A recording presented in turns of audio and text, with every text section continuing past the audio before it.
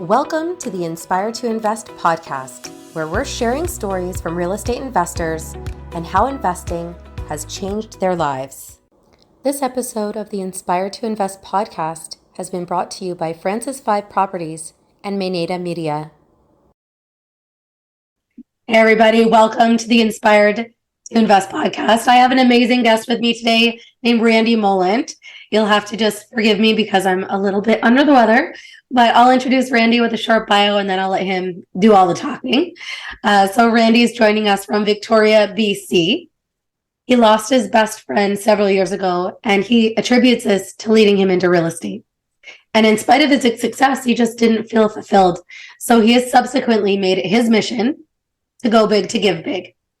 And through his business, he's been driven to bigger and bigger opportunities. He's done more than $20 million in deals, and now he's using his platform and his company to inspire others. So welcome, Randy.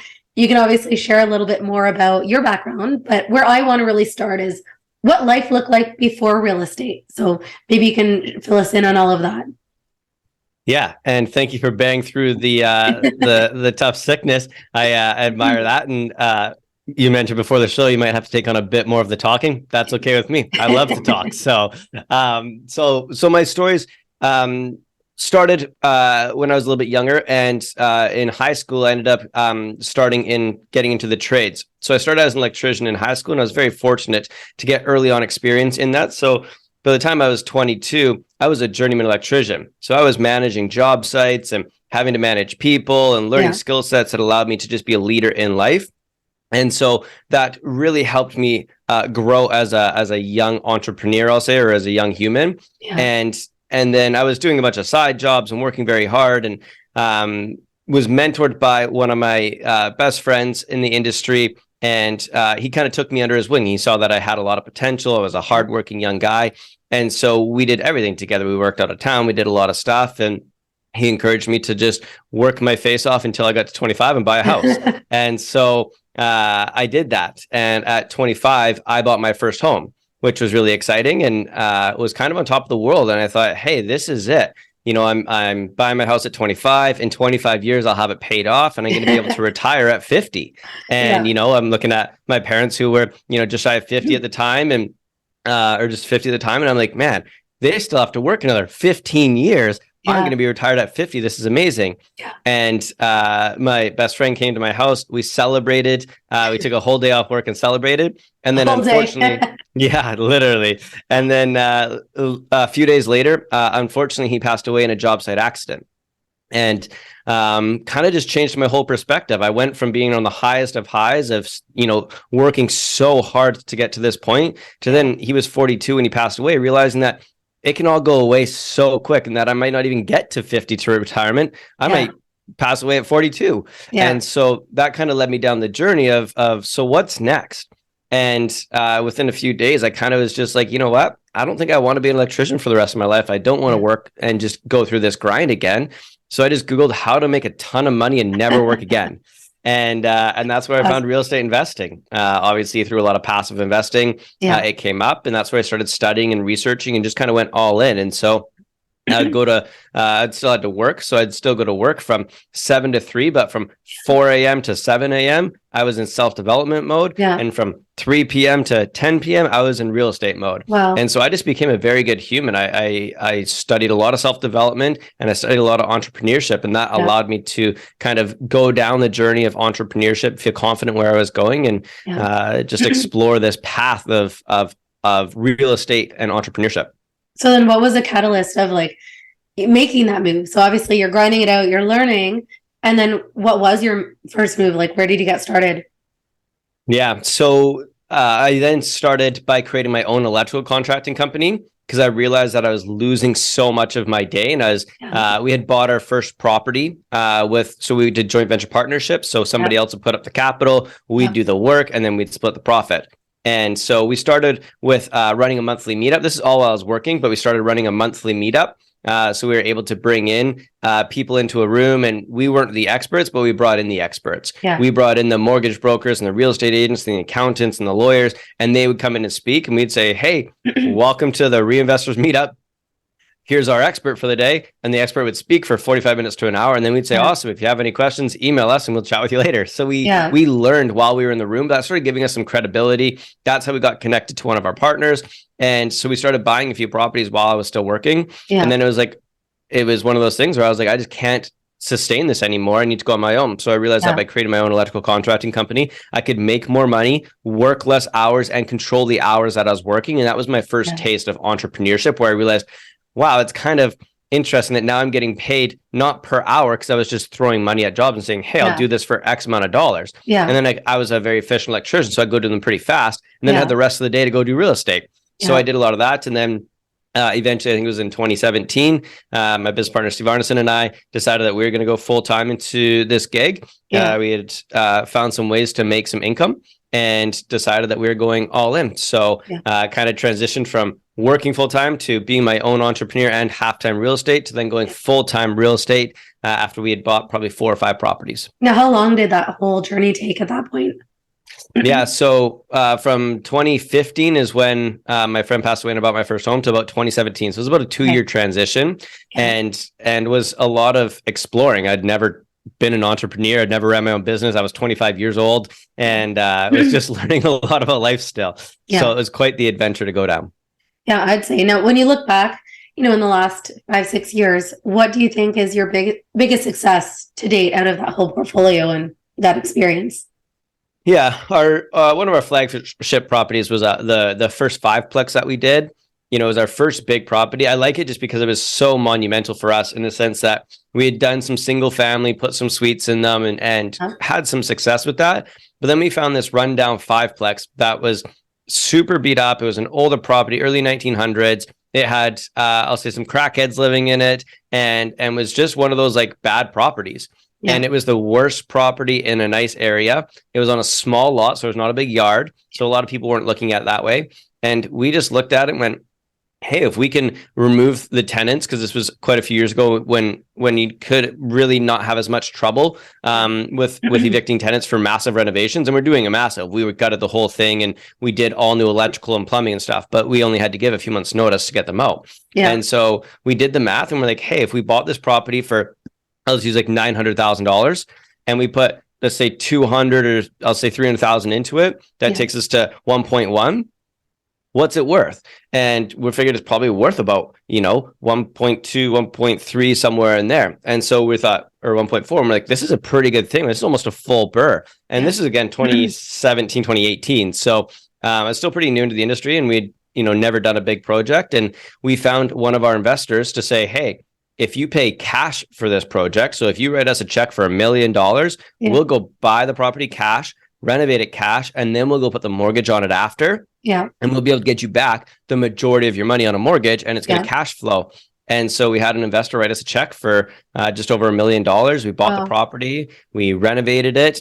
We did it for about 200,000, I think. I'll just keep it simple. It was we bought it for 9, we put 200 into it. We're in it for 1.1. And we got a mortgage for $1 million. I'll say $1 million.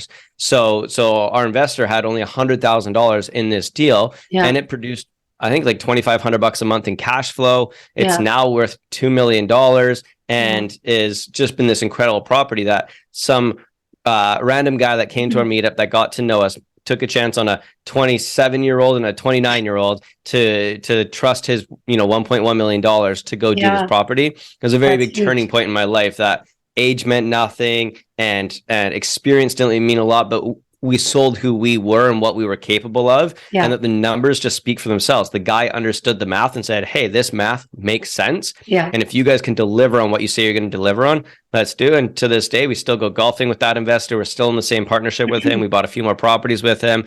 He's funded a bunch of our other projects, and he's just become a huge advocate for us because of how we delivered on it. That's amazing. Now, obviously not everything goes according to plan. So when you also look back, what would you say is probably one of your biggest lessons that you've learned, and some of the biggest obstacles that you have faced?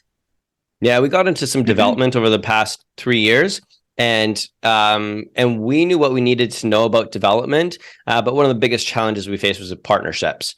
You can trust so many people in so many ways, but if you don't have control of the project or a way to step in, or, if you don't trust your own instincts, it can sometimes put you in a very hard situation. So as working partners with capital, we partnered with someone to do the developments for us, and it was just a very challenging partnership that we couldn't control what they were doing. We could only control what we could control, and so it put us in a very challenging situation and position. So the biggest challenge we face is partnering with the right people to get the scale that you want to scale. It put us in a, we're developing 100 and something units, which is amazing. It just comes with these challenges along the way.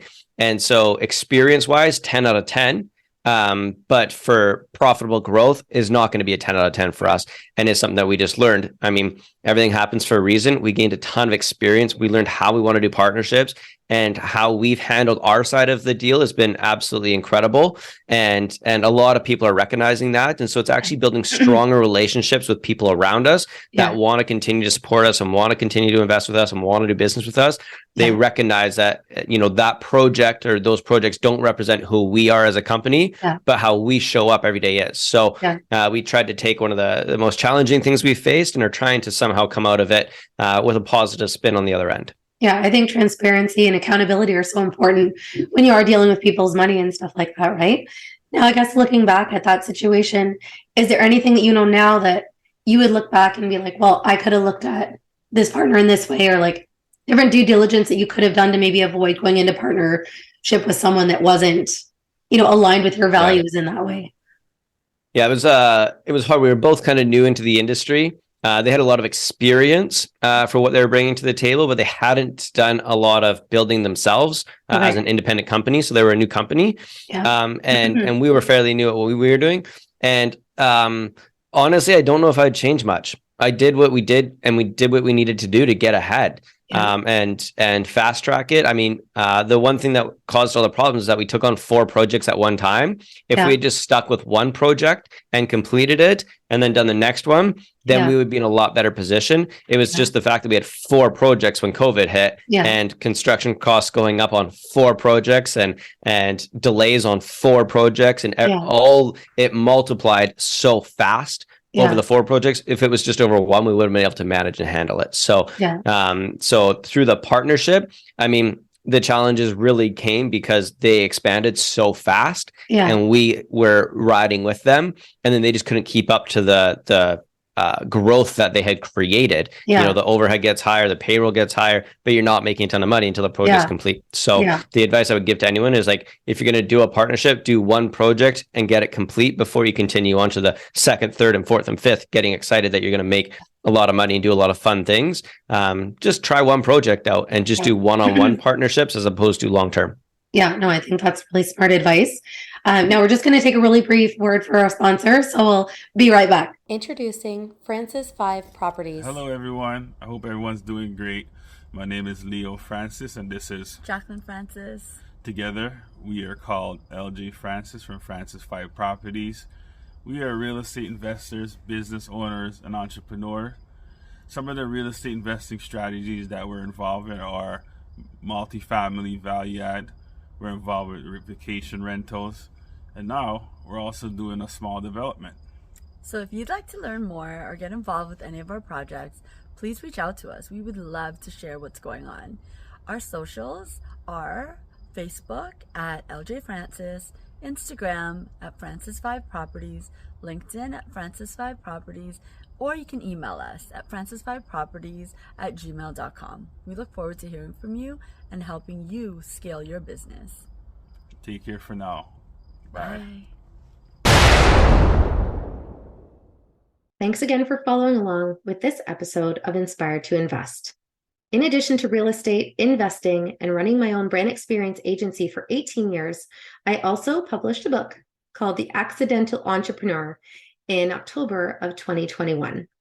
This is my story, and it chronicles how I turned tragedy into triumph to embrace my destiny in entrepreneurship. If you're interested in picking up a copy, you can find the link at serenahomesrealtor.com, and you can also find my link tree with all of the retailers in the details below. Thanks again for your support. Hi, I'm Alexandra Sidoro. As a social media strategist, brand builder, and business consultant, I help real estate investors grow their reach and build their brand. In today's digital age, having an online presence is critical for the success in the real estate industry. If you're looking to grow and elevate your brand, visit www.mainatamedia.com to book your free discovery call. Let's work together and take your brand to new heights. Hey everybody, welcome back to Inspired to Invest. We have Randy Molland here. We're talking about successes and challenges that he's experienced as a real estate investor.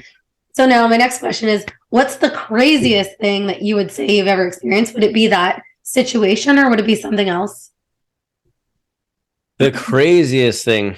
The craziest thing comes actually not from real estate. And I'm not going to go in the direction that you think I'm going to go, but it actually came from when the pandemic hit and we had our monthly meetup. It was in person. We had done it for 7 years and we had built this huge community. And as an entrepreneur, it was one of the hardest things we had to do to pivot this. Our meetup was how we generated a little bit of income. It's how we generated our investors. That's how we got our message out there. That's what we were known for in the community. We had over 100 something people on a monthly basis. Wow. And then all of a sudden we had to shut it down. And so we had to then go virtual with everything. Yeah. And all of a sudden everybody else was going virtual. Yeah. But what that did was that expanded our reach across Canada now, as opposed to just localized. And so we had to pivot and change. And all of a sudden we lost some revenue, lost some stuff. But now we had investors from across Canada that were really recognizing what we were doing and how we were doing it. Yeah. And that has since turned into an incredible new business venture where we recognized that there wasn't a lot of training and education that was nationwide for high-level investors. So we started just creating this incredible opportunity for those people to join. That was one of the craziest things that happened to us outside. I just shared a little bit about some of the stuff that happened in COVID with our developments, but from a business standpoint, because I don't think enough people talk about business and real estate investing of how hard it is to actually pivot and change and adapt. And that was one of those things. One of my favorite quotes is adapt or die. And COVID came and you either need to adapt or die. Yeah. And in our educational space, we adapted very quickly and had a pretty incredible endeavor come from it, and has now been a lot of fun to build. Yeah, that's amazing. I think that's so important in any industry. I mean, obviously I experienced it in my business because we were in events, and unfortunately it just wasn't the kind of events that you could adapt. Like we had one client that went from, I think 5 or 6 full-time employees to like 30 because all they did was conferences. So they could do conferences virtually. So they were able to grow.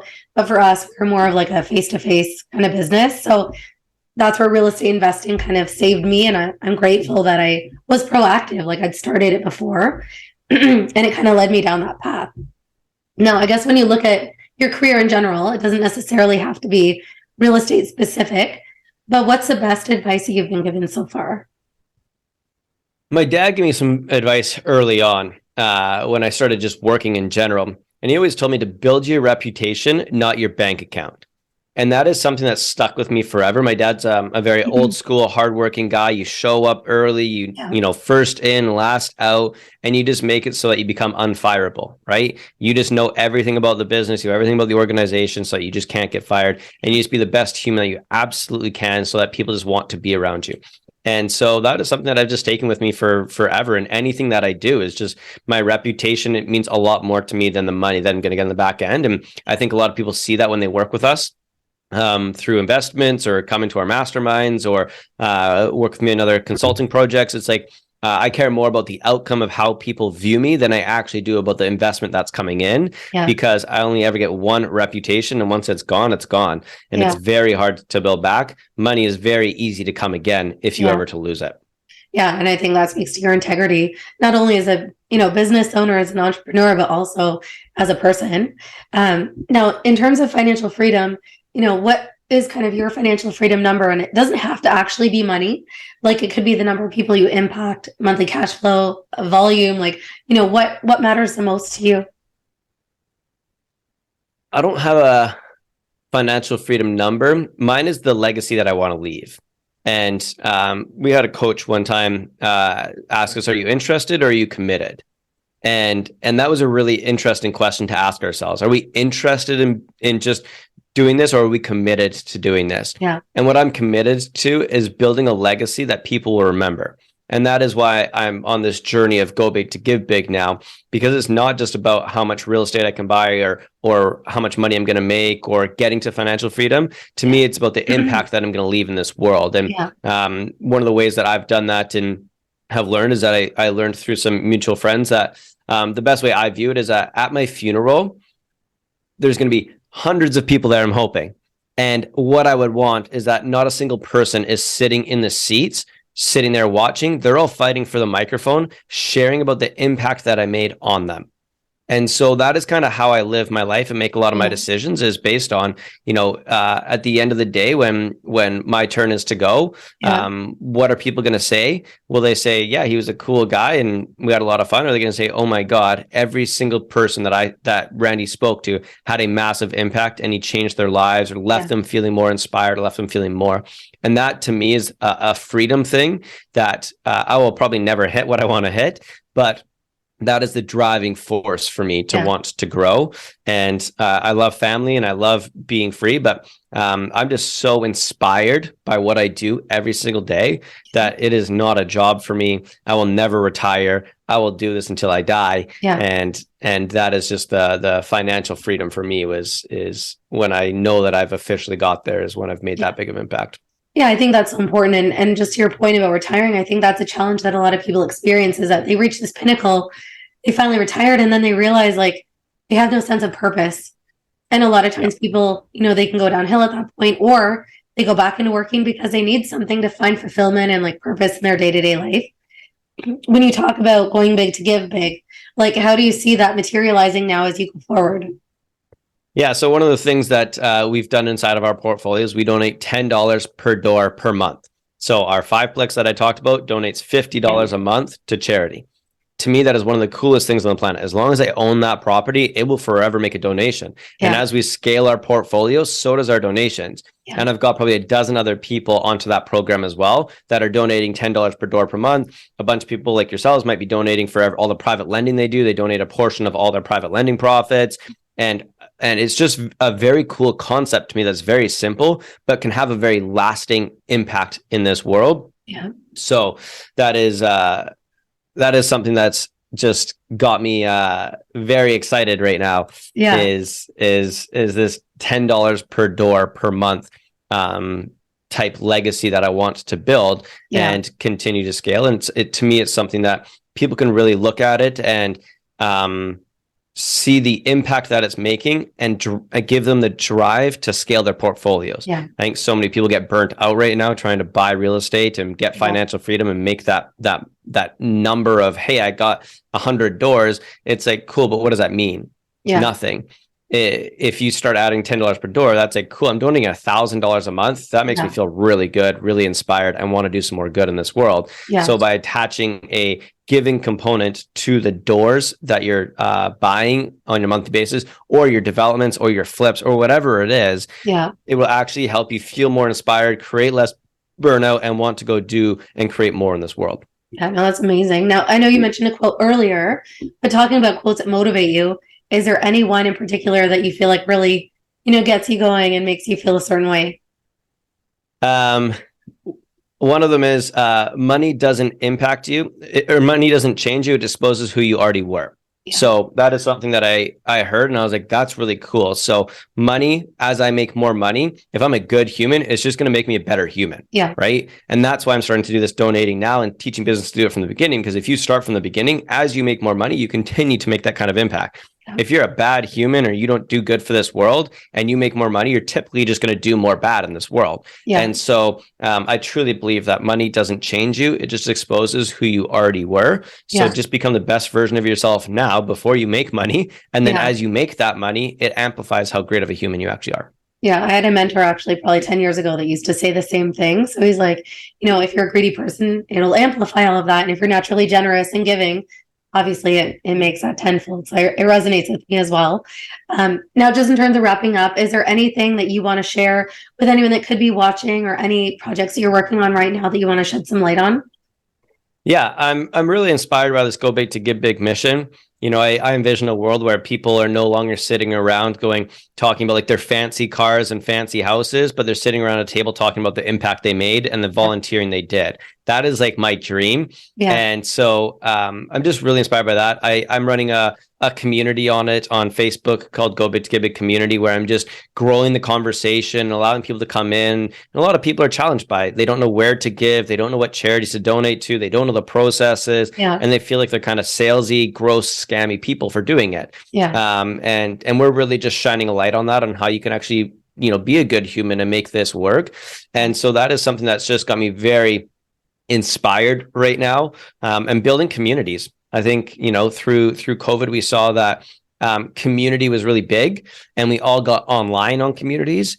And now we're starting to see that come back in person. And I think it opened up a little bit of the global network. Yeah. So kind of combining the two of those of like, hey, how do I just take the best humans on the planet that love to give and want to make impact and grow communities where we can actually make a really big difference and support each other and love on each other. And you're part of one of our communities. And it's like, you've just seen the culture that we create inside this stuff. When you come to an event and you get inspired, there is nothing more empowering in this world than leaving an event like that with all new friends and all new people. So making impact through Go Big to Get Big, and then building communities of just inspired, incredible humans coming together and doing a lot of good stuff. Awesome. Now, how can somebody find you? Obviously, we'll share it below, but what's the easiest way for anyone to kind of get on board with you and follow you on social?